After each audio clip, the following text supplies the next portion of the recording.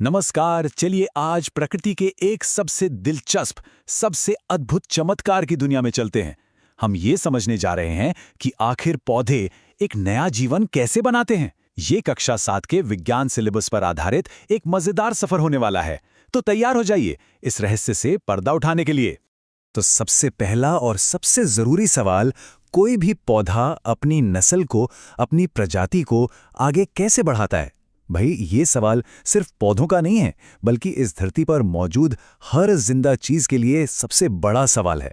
और इसका जवाब कुदरत की एक बहुत ही कमाल की प्रक्रिया में छिपा है। और वो प्रक्रिया है जनन, यानी रिप्रोडक्शन। देखिए, आसान भाषा में कहें तो जब किसी जीव से उसी की तरह का एक नया जीव पैदा होता है तो उसे जनन कहते हैं। और ये इतना जरूरी क्यों है? क्योंकि इसके बिना तो कोई भी प्रजाति हमेशा के लिए खत्म हो जाएगी। इसी से तो जिंदगी का पहिया चलता रहता है। अब पौधों के पास ये काम करने के दो मेन रास्ते हैं। एक है अलैंगिक जनन। ये बहुत तेज और आसान है क्योंकि इसमें सिर्फ एक ही पेरेंट की जरूरत होती है। और दूसरा है लैंगिक जनन, जिसमें दो पेरेंट्स शामिल होते हैं। इससे पौधों में एक नई तरह की वैरायटी आती है। तो चलिए इन दोनों रास्तों को एक एक करके और करीब से जानते हैं।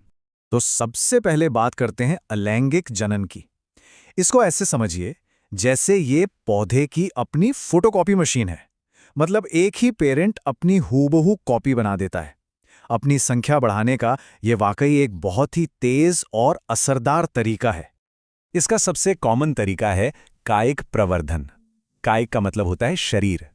तो जब पौधे के शरीर के किसी हिस्से से, जैसे उसकी जड़ से, तने से या फिर पत्ती से, एक पूरा का पूरा नया पौधा उग जाए तो उसे कायिक प्रवर्धन कहते हैं।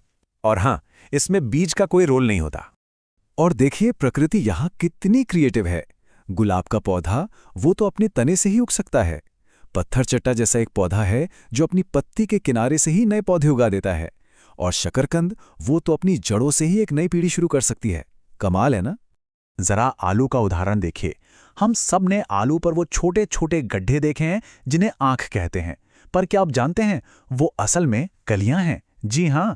अगर आलू का एक ऐसा टुकड़ा जिसमें ये आंख हो, उसे मिट्टी में लगा दिया जाए तो उससे एक पूरा नया आलू का पौधा उग सकता है। अलैंगिक जनन का एक और तरीका है मुकुलन, जिसे हम बडिंग भी कहते हैं। ये यीस्ट जैसे बहुत छोटे एक कोशिकीय जीवों में होता है। इसमें होता यह है कि पेरेंट सेल पर एक छोटा सा उभार, एक बड निकलता है। वो बड़ा होता है और फिर अलग होकर एक बिल्कुल नया जीव बन जाता है। अच्छा, इसके अलावा दो और दिलचस्प तरीके हैं। एक है खंडन, जैसा कि स्पाइरोगाइरा जैसे शैवाल में होता है, जहां जीव बस टुकड़ों में टूट जाता है और कमाल की बात यह है कि हर टुकड़ा एक नया जीव बन जाता है। और दूसरा है बीजाणु निर्माण। इसमें फफूंद जैसे जीव हजारों छोटे छोटे सर्वाइवल पॉड्स यानी बीजाणु बनाते हैं जो मुश्किल से मुश्किल हालात को भी झेल सकते हैं। चलिए अब चलते हैं दूसरे रास्ते पर, लैंगिक जनन। इससे हम एक नई रेसिपी बनाने जैसा समझ सकते हैं, जहां दो पेरेंट्स से मिलकर कुछ नया और अनोखा बनता है। इससे पौधों में वैरायटी आती है और वो बदलते माहौल में बेहतर तरीके से ढल पाते हैं। और इस पूरी रोमांचक प्रक्रिया का सेंटर स्टेज है एक फूल। जी हां, फूल सिर्फ सुंदर और खुशबूदार नहीं होते, वो असल में पौधे के जनन अंग हैं। सारी की सारी एक्शन पैक्ड प्रक्रिया जिससे बीज और फल बनते हैं, यही होती है। तो अगली बार जब कोई फूल दिखे तो याद रखिएगा, वो सिर्फ एक फूल नहीं बल्कि जिंदगी बनाने वाली एक पूरी फैक्ट्री है। एक फूल के अंदर नर और मादा दोनों हिस्से हो सकते हैं। नर अंग को कहते हैं पुंकेसर, जिसके परागकोश में परागकण होते हैं। और मादा अंग है स्त्री केसर, जिसमें वर्तिकाग्र, वर्तिका और अंडाशय होते हैं। और इसी अंडाशय के अंदर छुपे होते हैं भविष्य के बीज, जिन्हें हम बीजांड कहते हैं। अब लैंगिक जनन में पहला और सबसे जरूरी कदम है परागण, यानी पॉलिनेशन। इसका सीधा सा मतलब है परागकणों का नर हिस्से यानी परागकोश से निकलकर मादा हिस्से के वर्तिकाग्र तक पहुंचना। ये एक छोटी लेकिन बहुत ही ज्यादा महत्वपूर्ण यात्रा है। लेकिन परागकण ये सफर अकेले तय नहीं करते।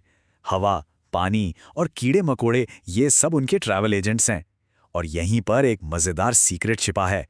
पता है फूल इतने रंगीन और खुशबूदार क्यों होते हैं? ताकि वो मधुमक्खियों और तितलियों जैसे कीटों को अपनी ओर खींच सकें, जो अनजाने में ही पॉलिनेशन का काम कर जाते हैं। तो परागकण अपनी मंजिल तक पहुंच गए, लेकिन अब आगे क्या? अब शुरू होती है असली कहानी, फूल से अगली पीढ़ी तक के सफर की, यानी फल और बीज बनने की प्रक्रिया। परागण के ठीक बाद होता है निषेचन। परागकण वर्तिकाग्र पर पहुंचकर एक नली बनाता है जो सीधा अंडाशय तक जाती है।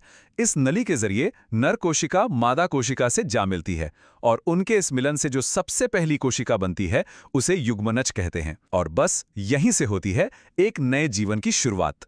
अब देखिए एक जादुई बदलाव। निषेचन के बाद फूल का अंडाशय बड़ा होकर एक रसीले फल में बदल जाता है और उसके अंदर मौजूद बीजांड वो बन जाते हैं बीज। इसका मतलब ये हुआ कि जो फल हम खाते हैं वो असल में पौधे का पका हुआ अंडाशय ही तो है।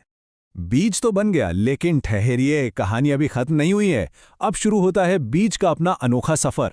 एक ऐसा सफर जिसे हम कह सकते हैं द ग्रेट एस्केप, यानी अपने पेरेंट पौधे से दूर जाने की यात्रा। पर यह यात्रा इतनी जरूरी क्यों है? जरा सोचिए, अगर सारे के सारे बीज एक ही जगह अपने पेरेंट पौधे के ठीक नीचे गिर जाएं, तो क्या होगा? उन्हें धूप, पानी और जरूरी पोषक तत्वों के लिए आपस में ही लड़ना पड़ेगा और नतीजा कोई भी ठीक से बड़ा नहीं हो पाएगा। इसीलिए बीजों का दूर दूर तक फैलना बहुत बहुत जरूरी है। और इस काम के लिए बीजों ने कुछ कमाल के तरीके अपनाए हैं। कुछ बीजों में पंख होते हैं ताकि हवा उन्हें उड़ाकर कहीं दूर ले जाए। नारियल जैसे बीजों का छिलका उन्हें पानी में तैरकर सैर करने में मदद करता है। कुछ कांटेदार बीज तो जानवरों के शरीर से चिपककर अपनी यात्रा करते हैं और कुछ फल तो किसी बम की तरह झटके से फटकर अपने बीजों को दूर दूर तक फेंक देते हैं। तो हमेशा याद रखिएगा, जो फल हम इतने चाव से खाते हैं वो असल में जिंदगी बनाने की इस पूरी अद्भुत यात्रा का एक शानदार नतीजा है। ये कुदरत की एक खूबसूरत कहानी का आखिरी पन्ना है। तो चलिए एक नज़र डालते हैं उन खास बातों पर जो हमने जानी। पौधों में जनन दो तरीके से होता है, अलैंगिक और लैंगिक।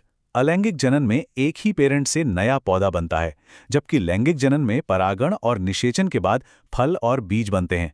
और हाँ, किसी भी प्रजाति को बचाए रखने के लिए बीजों का दूर दूर तक फैलना बेहद जरूरी है। उम्मीद है कि इस पूरी बातचीत के बाद अगली बार जब भी कोई फूल, फल या बीज दिखेगा तो उसके पीछे छिपी जिंदा रहने और जिंदगी बनाने की ये अविश्वसनीय कहानी जरूर याद आएगी। और जाते जाते एक सवाल, ये पूरी प्रक्रिया जीवन के चक्र के लिए कितनी ज्यादा जरूरी है, इसका अंदाजा लगाना भी मुश्किल है। तो जरा सोचिए, अगर पौधे ना होते तो क्या इस धरती पर कोई और जीवन होता?